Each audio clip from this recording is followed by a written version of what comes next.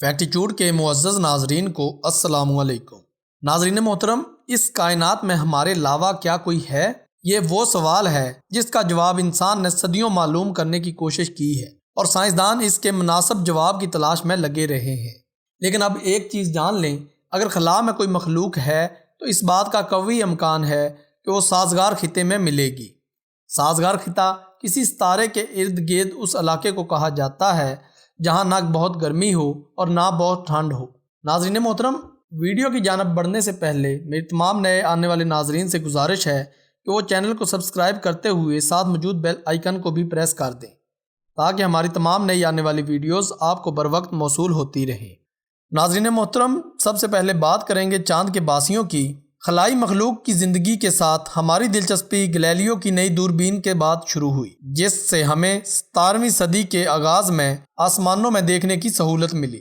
شروع میں چاند پر نظر آنے والے دھبوں کو سمندر سمجھا گیا اور یہ خیال کیا جاتا رہا کہ شاید ان میں جاندار پائے جاتے ہیں، لیکن اب ہم جانتے ہیں کہ یہ دھبے سمندر نہیں ہیں بلکہ چاند کی سطح پر شہاب ثاقب کے ٹکرانے سے وجود میں آنے والے گڑھے ہیں۔ نمبر 2، طویل قامت مریخی باشندے۔ ناظرین محترم، ماہر فلکیات ولیم ہرشل نے سن 1870 کی دہائی میں کہا تھا، یعنی مریخ پر رہنے والے مریخی باشندے انسانوں کے مقابلے میں طویل ہو سکتے ہیں۔ انہوں نے زیادہ طاقتور دوربینوں کے استعمال کرتے ہوئے مریخ کے حجم کے ساتھ ساتھ اس کے موسم اور دنوں کی لمبائی کا تخمینہ لگایا۔ ولیم ہرشل کا کہنا ہے کہ سرخ سیارہ ہمارے سیارے کے مقابلے میں چھوٹا ہے، چنانچہ اس میں کم کشش ثقل ہے، جس کا مطلب ہے کہ مریخ کے باسیوں کے قد لمبے ہوں گے۔ نمبر 3، برتر ذیل۔ مشہور جرمن فلاسفر ایمانوئل کانٹ نے دعویٰ کیا تھا کہ خلائی مخلوق کی ذہانت کا تعلق اس کے سورج سے فاصلے پر منحصر ہے۔ چونکہ عطارد سورج سے قریب ہے، اس لیے اس کے باسی احمق، جبکہ ذیل کانٹ کے زمانے میں دریافت شدہ سب سے دور سیارہ تھا کہ باشندے انتہائی ذہین ہوں گے۔ نمبر 4، خلائی مردم شماری۔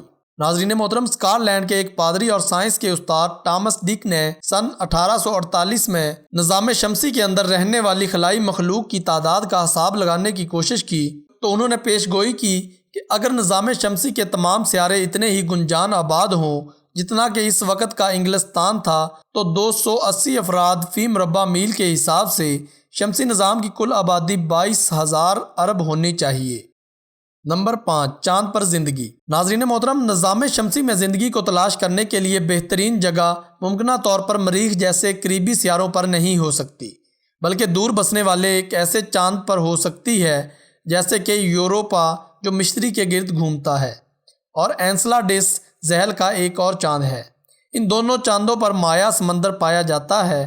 ممکنہ طور پر وہاں اندرونی حرارت پیدا کرنے کا کوئی نظام بھی پایا جاتا ہے جس سے یہ سمندر اندر سے مائع حالت میں ہے۔ نمبر 6، دور کی دنیائیں۔ خلائی ماہرین کا تخمینہ ہے کہ صرف ہماری کہکشاں میں زمین جیسے 40 ارب سیارے موجود ہو سکتے ہیں۔ اب تک ان میں سے 3800 کے قریب سیارے دریافت کیے جا چکے ہیں، تاہم اگر آپ پوری کہکشاں کی پیمائش کریں تو اس میں اربوں سال لگ سکتے ہیں۔ بہت سے ماہرین کا خیال ہے کہ اتنی بڑی تعداد میں پائے جانے والے سارے کے سارے سیارے بنجر نہیں ہو سکتے اور کہیں نہ کہیں زندگی موجود ہونے کا امکان ہے۔ نمبر 7، زندگی کے آثار۔ لیکن دوربین سے دور دراز واقع سیاروں پر موجود زندگی کے آثار کیسے معلوم کیے جا سکتے ہیں؟ کیونکہ دوربینیں اتنی طاقتور نہیں ہیں کہ دوسرے نظام ہائے شمسی کے سیاروں کی تصویر لے سکیں۔ ایک طریقہ ایسی گیسوں کا کھوج لگانا ہے جو جاندار پیدا کرتے ہیں۔ مثال کے طور پر زمین کی فضا میں پائے جانے والی میتھین کا بڑا حصہ جانوروں کا پیدا کردہ ہے۔ نمبر 8، سازگار خطہ۔ ناظرین محترم، سائنسدانوں کا خیال ہے کہ زندگی کی تلاش کے لیے کسی ستارے کے گرد گھومنے والے ان سیاروں پر توجہ مرکوز کی جائے جو ایسے سازگار خطے میں آتے ہیں جو نہ زیادہ گرم ہو اور نہ زیادہ ٹھنڈے ہوں۔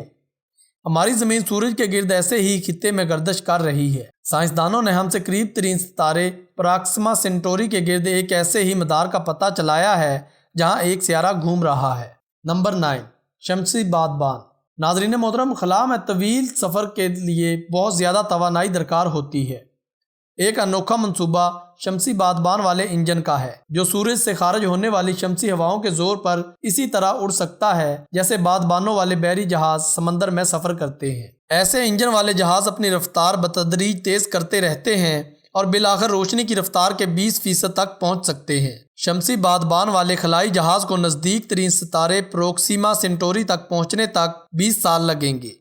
تاہم یہ ستارہ چونکہ زمین سے 4 نوری سال کے فاصلے پر واقع ہے، اس لیے وہاں سے ایک طرف کا سگنل آنے میں 4 سال کا وقت درکار ہوگا۔